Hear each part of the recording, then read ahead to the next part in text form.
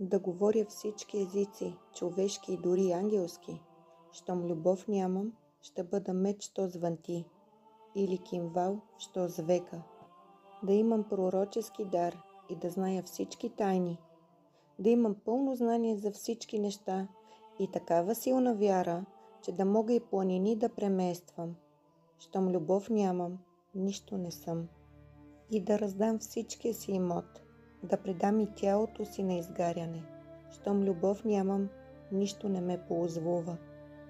Любовта е дълго търпелива, пълна с благост. Любовта не завижда, любовта не се превъзнася, не се гордее, не безчинствува, не дири своето, не се сърди и зло не мисли. На правда се не радва, а се радва на истина. Всичко извинява, на всичко вярва, на всичко се надява, всичко претърпява.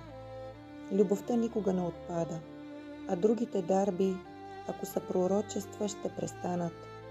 Ако са езици, ще замлъкнат. Ако са знание, ще изчезнат.